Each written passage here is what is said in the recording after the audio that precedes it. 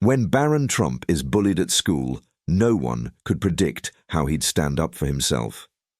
What happens next becomes a moment the world can't ignore. The Oxbridge cafeteria buzzed as usual, but today something was different. A group of muscular jocks, the Titans, had cornered a nerd at a table, their cruel laughter filling the room. The nerd stammered, trying to shrink away from the mocking stares, clearly used to the humiliation. The live streamer zoomed in on the scene, grinning as he recorded. "And that's how you fail a nerd," he said, live streaming the torment for his growing audience. Barron Trump sat quietly at another table, absorbed in his book, his eyes flickering up for a moment. The scene unsettled him, but he didn't look away. "How can anyone find this funny?" he muttered under his breath. The leader of the Titans overheard Barron's comment, and his frustration quickly shifted. It wasn't just Barron's calm demeanor that bothered him, it was who Barron was. Barron Trump, the son of the man who had stirred so much division, always seemed untouched by the chaos swirling around him. He had made it his mission to rise above the rest, to cement his own reputation. Barron's calm and composed demeanor, seemingly above the drama and untouchable, made him the perfect target in his eyes, a chance to elevate his own status. For a moment, the group leader wrestled with his own doubts, the pressure weighing on him. But Barron's apparent indifference to everything, his cool, detached attitude, was more than he could take. It felt like a challenge. He needed to remind everyone who was in charge. He stood up, glaring at Barron, his voice sharp with frustration. "What's your deal, Trump? You think you're above this?" His words were laced with anger, but underneath there was a hint of insecurity that he buried beneath the act. Barron didn't look up. His eyes stayed glued to his book, ignoring him completely. The silence between them stretched on. His face reddened and his fists clenched. The lack of response, the refusal to even acknowledge him, enraged him further. "I'm talking to you," he barked, but Barron didn't flinch. He remained lost in his book, his expression serene. The live streamer leaned in, camera poised. "Here it is, folks. Barron Trump gets dragged into this mess," he said, playing up the drama for his audience. The bully leader seethed. Every second Barron didn't react felt like an attack on his pride, a dismissal of his very existence. It was as if Barron didn't even care enough to respond, and that was worse than any insult. Finally, unable to hold back, he slammed Barron's book down on the table. "What do you think of yourself?" he shouted, his voice cracking with frustration. Barron, understanding the situation, knew he wasn't there to confront an angry school bully who knew no limits. He looked at him and said, "I think I have a book to read," and began reading again. There was a politeness in his response that no one had expected. A wave of excitement rippled through the cafeteria as word spread that the Titans had set their sights on Barron. Barron Trump, the untouchable, getting bullied? No one had seen that before. Students who had stayed on the sidelines rushed toward the scene, eager to witness the rare confrontation. The cafeteria buzzed as all eyes turned to the two. The group leader's frustration grew when he saw Barron's calm, unwavering demeanor. He wasn't used to being ignored. He was used to dominating, always getting a reaction. But Barron remained unfazed, almost polite in his indifference. Anger surged in his chest. He knew he was crossing a line, but his pride demanded he push on. In anger, he shouted again, "You think you're too good for this, huh?" he shouted, his voice filled with rage. "He'll end up just like the nerd, I bet," the live streamer chimed in, feeding off the crowd's energy. The entire cafeteria watched Barron's composed face against the group leader's fury, but the crowd leaned toward him, swayed by his dominating appeal. Yet Barron remained calm and didn't respond. The group leader, his temper flaring, sneered, "What, you think you're better than us?" With a roar, he slammed his fist into the table, instantly regretting it when pain shot through his hand. There was a little blood, but no one noticed except Barron, who slipped his hand into his pocket, his tone dry.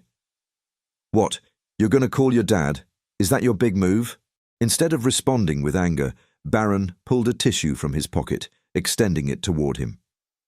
"Here, you'll need this," he said, his voice calm.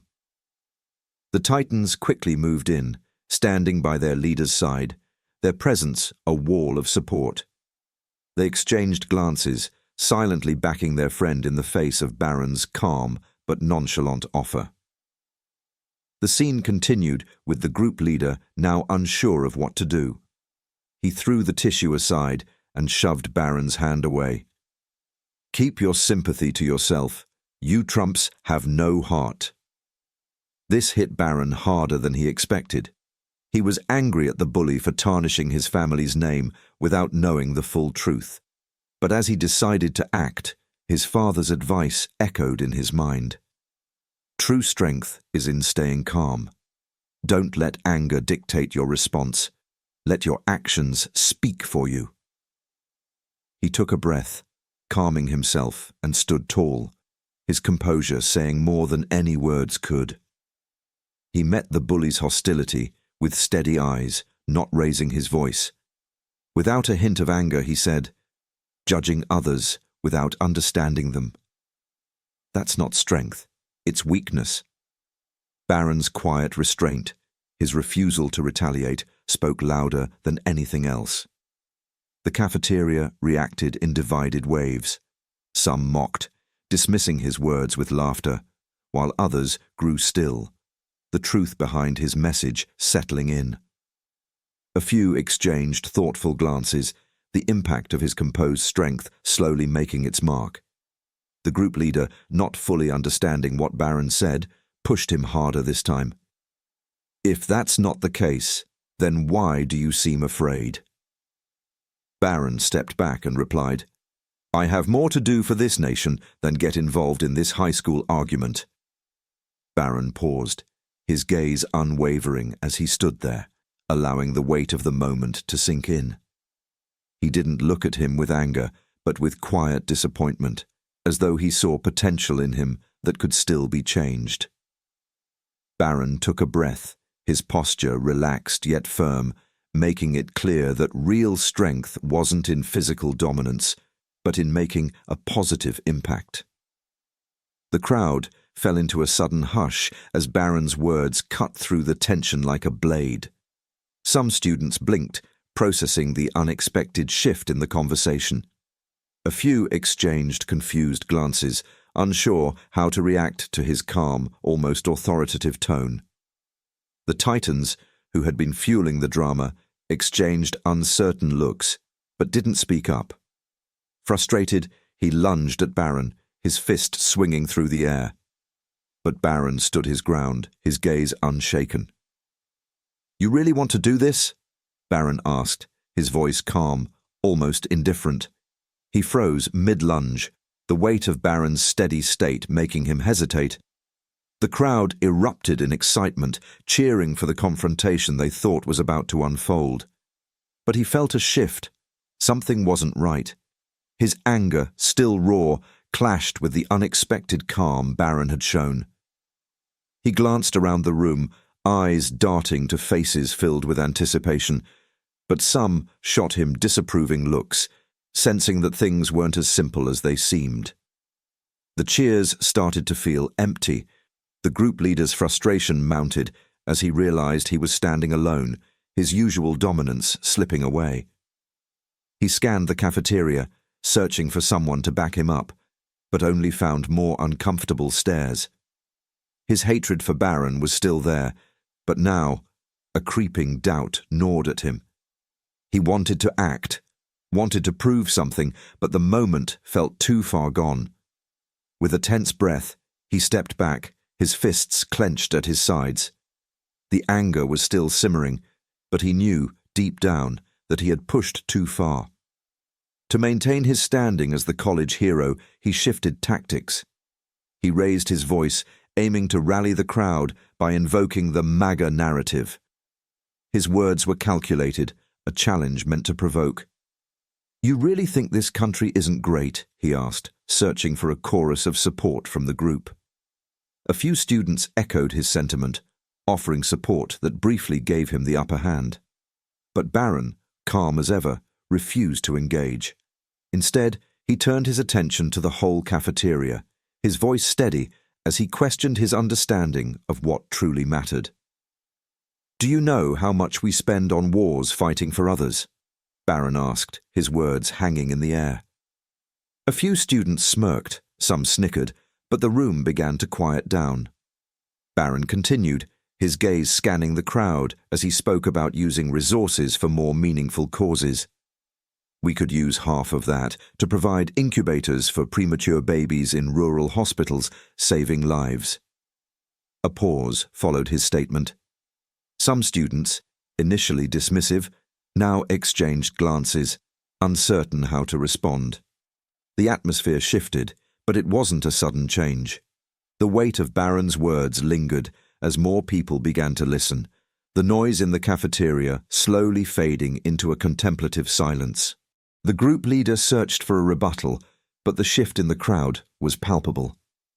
His supporters were now growing fewer, and his confidence wavered. The live streamer, sensing the change in the room, hesitated before turning the camera to capture the mood. "Looks like the tables are turning," he muttered. The cafeteria fell into a deeper silence. The live streamer, noticing the spike in online reactions, quickly changed the stream's title to "Barron is a Savior," aware that it would draw even more attention from his audience. The group leader, now visibly frustrated, tried to recover his momentum.